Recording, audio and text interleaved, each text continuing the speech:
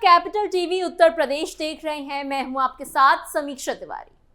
Congress party पिछले एक दशक से केंद्र की सत्ता से बाहर है, लेकिन हाल के घटनाक्रम और उसके नेताओं के बयान ये संकेत दे रहे हैं कि पार्टी अब पारंपरिक लोकतांत्रिक विपक्ष की भूमिका से हटकर एक आक्रामक, टकरावपूर्ण और उकसाने वाली राजनीति की ओर बढ़ रही है।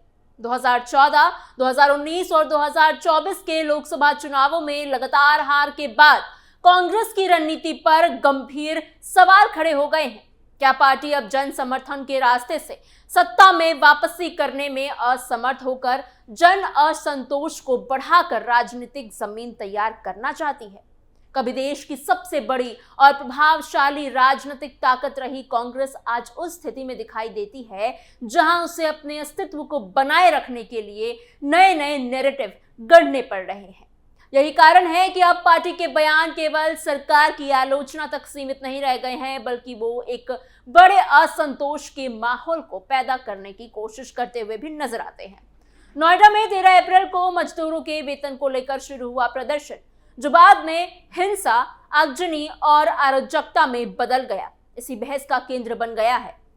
इस घटना का कांग्रेस और विशेष रूप से उसकी प्रवक्ता सुप्रिया श्रीनेत की प्रतिक्रिया ने राजनीतिक माहौल को और ज्यादा गर्मा दिया है। जहां एक ओर जांच एजेंसियां इस पूरी घटना को संभावित साजिश, बाहरी हस्तक्षेप और संगठित उकसावे से जोड़कर देख रही है, वहीं दूसरी ओर कांग्रेस इसे जन जागृति और देश में हलचल की शुरुआत बताकर एक अलग ही दिशा देने की कोशिश कर रही है।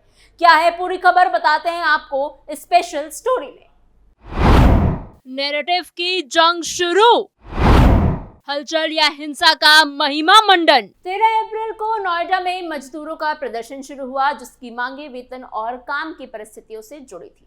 शुरुआत में ये विरोध सामान्य और सीमित दायरे में दिखाई दे रहा था, लेकिन कुछ ही समय में हालात तेजी से बिगड़ने लग गए। प्रदर्शन हिंसक रूप ले लेगा और आगजनी, तोड़फोड़ और प्रशासन के साथ सीधा टकराव देखने को भी मिला। ये घटनाक्रम इस बात का संकेत था कि मामला अब सिर्फ मजदूरों की मांग तक सीमित नहीं रहा है, बल्कि कहीं अधिक और गंभीर रूप ले चुका है। कई औद्योगिक क्षेत्रों में यानी कई ऑफिसेस के क्षेत्र में कामकाज काफी ज्यादा प्रभावित हुए और स्थानीय प्रशासन को हालात संभालने के लिए अतिरिक्त बल तैनात करना पड़ा। जांच एजेंसियों ने शुरुआती स्तर पर ही संकेत दिए कि इस पूरे घटनाक्रम में बाहरी तत्वों की भूमिका हो सकती है। यह आशंका जताई गई है कि ये केवल गुस्सा नहीं था, बल्कि इसके पीछे एक सुनियोजित रणनीति भी हो सकती है। इसके बाद जांच का दायरा और बढ़ा दिया गया, जिसमें कई गंभीर पहलुओं को शामिल किया गया, जैसे संगठित दुष्प्रचार, सोशल मीडिया के जरिए भड़काने की कोशिशें, देश की अस्थिरता फैलाने की रणनीति, पाकिस्तान से संभावित लिंक और यहाँ तक कि नक्सली कनेक्शन। एजेंसियां इस बात पर की भी पड़ताल कर रही हैं कि क्या इस हिंसा को भड़काने के लिए किसी तरह की डिजिटल या संगठित मुहिम चलाई गई है, जिसमें फर्जी सूचनाएं या भ्रामक संदेशों का इस्तेमाल हुआ हो। सुरक्षा एजेंसियों का मानना है कि इस तरह की घटनाएं अक्सर टेस्ट केस के रूप में इस्तेमाल की जाती है, जहां पहले स्थानीय मुद्दों को भड़काया जाता है, फिर उसे आंदोलन में बदला जाता है और अंत में इसे राष्ट्रीय स्तर के संकट में बदलकर पेश करने की कोशिश की जाती है। ऐसे मामलों में असंतोष को एक दिशा देकर उसे संगठित रूप देने की भी कोशिश होती है, जिससे कि अस्थिरता पैदा हो सके। इसी वजह से इस पूरे घटनाक्रम को केवल एक औद्योगिक विवाद के रूप में नहीं, बल्कि एक संभावित बड़े पैटर्न के हिस्से के रूप में देखा जा रहा है। लेकिन इस गंभीर जांचों के बीच कांग्रेस की प्रक्रिया पूरी तरह से अलग दिशा में जाती हुई दिखाई दे रही है। कांग्रेस प्रवक्ता सुप्रिया श्रीनेत ने इस हिंसा को लेकर जो बयान दिया है, वो अब पूरे देश का केंद्र बन गया है। उन्होंने कहा कि देश में कम से कम हलचल तो शुरू हो गई। ये बयान केवल एक राजनीतिक टिप्पणी नहीं मानी जा रही, बल्कि आलोचकों के अनुसार ये एक खतरनाक संकेत है। जब किसी घटना में हिंसा, आगजनी और अराजकता शामिल हो, तो उसे हलचल या जागृति कहना क्या इस बात का संकेत नहीं है कि ऐसी घटनाओं को एक बड़े बदलाव के रूप में पेश किया जा रहा है? सुप्रिया श्रीनेत ने अपने बयान में सरकार की आर्थिक नीतियों पर भी हमला किया है। उन्होंने कहा है कि कि देश की अर्थव्यवस्था केवल कुछ चुनिंदा उद्योगपतियों के लिए ही काम कर रही है और मजदूरों का शोषण बढ़ता जा रहा है। उन्होंने 2025 में लागू किए गए 4 लेबर कोड्स का जिक्र करते हुए कहा कि इनमें काम के घंटे बढ़ाकर 12 कर दिए गए हैं और इसमें मजदूरों की स्थिति और ज्यादा खराब हो गई है।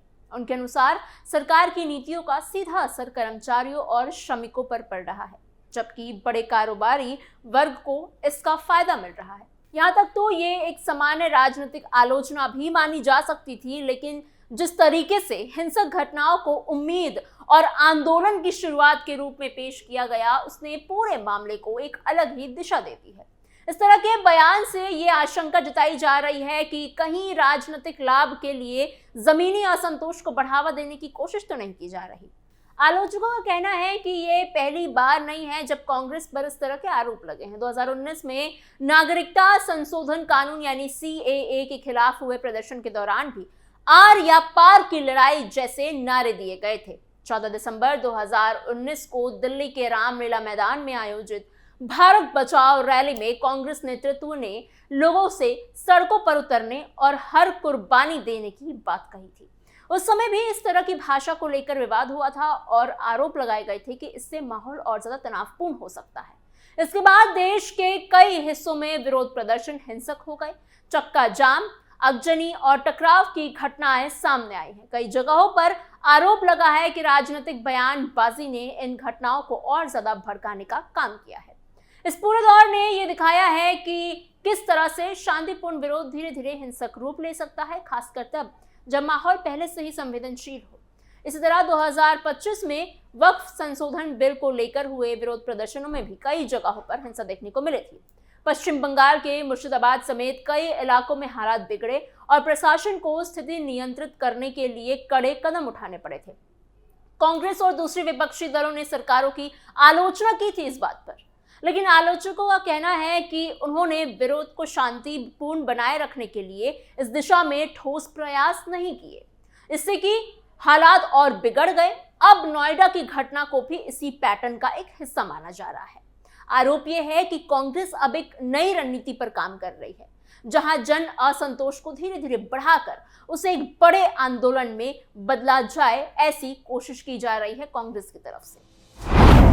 सड़कों से सत्ता परिवर्तन, विरोध का बदलता चेहरा। कुछ एक्सपर्ट्स का मानना है कि कांग्रेस पहले जेन जी पर फोकस कर रही थी। बांग्लादेश और नेपाल जैसे देशों के उदाहरण के जरिए ये नैरेटिव बनाया जा रहा था कि युवा वर्ग सड़कों पर उतरकर बड़े राजनीतिक बदलाव ला सकता है, लेकिन भारत में ये रणनीति सफल नहीं रही। अब कांग्रेस मजदूरों के मुद्दों, आर्थिक असमानता और सामाजिक असंतोष को केंद्र में रखकर एक नया नैरेटिव तैयार कर रही है। नेपाल और बांग्लादेश के उदाहरण का जिक्र यहाँ महत्वपूर्ण हो जाता है। इन देशों में विरोध प्रदर्शन धीरे धीरे हिंसक हो गए और अंत में सरकारों को सत्ता छोड़नी पड़ी, या ये कहा जाए कि तख्ता पलट कर दिया गया। आलोचकों का कहना है कि कांग्रेस ने कुछ बयान इसी तरह के परिदृश्य की ओर इशारा करते हैं, जहां लोकतांत्रिक प्रक्रिया के बजाय सड़कों पर टकराव के जरिए सत्ता परिवर्तन की कोशिश हो सकती है। सुप्रिया श्रीनेत का बयान इस संदर्भ में और ज्यादा संवेदनशील हो जाता है कि देश में हलचल शुरू हो गई है। ये केवल एक टिप्पणी नहीं है, बल्कि एक ऐसा संकेत हो सकता है जिसे लोग आंदोलन को आगे बढ़ाने के रूप में देख सकते हैं। इसके साथ ही राहुल गांधी द्वारा लगातार EVM, VVPAT, चुनाव आयोग और मतदाता सूची को लेकर उठाए गए सवाल भी इस बड़े नैरेटिव का एक हिस्सा बनते जा रहे हैं। आलोचकों का कहना है कि इससे लोकतांत्रिक संस्थानों पर अविश्वास पैदा होता है और जनता के बीच एक भ्रम की स्थिति सी बन जाती है।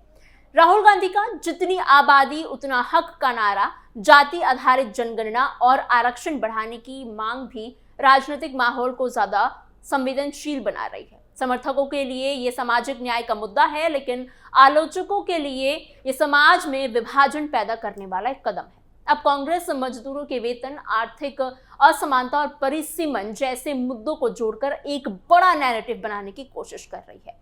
परिसीमन के तहत लोकसभा सीटों की संख्या 543 से बढ़ाकर करीब 850 करने की बात कही जा रही थी। ये अपने आप में ही एक बड़ा राजनीतिक बदलाव हो सकता था और इससे लेकर सियासत तेज हो गई थी। आलोचकों का कहना है कि जब चुनावी रास्ते से सफलता नहीं मिलती तब कुछ राजनीतिक दल सड़कों पर आंदोलन के जरिए माहौल बनाने की कोशिश करते हैं, लेकिन जब यह आंदोलन हिंसक हो जाता है तो उनका असर केवल राजनीति तक नहीं सीमित रह जाता, बल्कि देश की अर्थव्यवस्था, सामाजिक ताने बाने और राष्ट्रीय सुरक्षा पर भी पड़ता है। नोएडा की घटना को लेकर भी यही चिंता सामने आ रही है। एक तरफ जांच एजेंसियां इसे संभावित साजिश मानकर हर एंगल से जांच कर रही है, तो वहीं दूसरी तरफ राजनीतिक बयान इसे आंदोलन का रूप देने की कोशिश कर रहे हैं। नोएडा की हिंसा और उस पर कांग्रेस की प्रतिक्रिया ने एक गंभीर सवाल खड़ा कर दिया है। क्या भारत में विरोध की राजनीति अब उस दिशा में बढ़ रही है जहां हिंसा और अराजकता को भी क्रांति के रूप में पेश किया जाने लगा है? लोकतंत्र में विरोध, असहमति और सरकार की आलोचना करना जरूरी है, लेकिन जब इन सब के बीच हिंसा को लेकर सकारात्मक संकेत दिए जाए तो ये केवल राजनीतिक मुद्दा नहीं रह जाता, ये राष्ट्रीय चिंता का एक विषय बन जाता है। आने वाले समय में ये देखना बेहद अहम होगा कि क्या कांग्रेस अपनी रणनीति में बदलाव लाती है या फिर इसी तरह से आक्रामक और विवादित नैरेटिव के साथ आगे बढ़ती है, क्योंकि लोकतंत्र में सत्ता का रास्ता जनता के विश्वास से ही होकर गुजरता है, ना कि अराजकता और टकराव के रास्ते।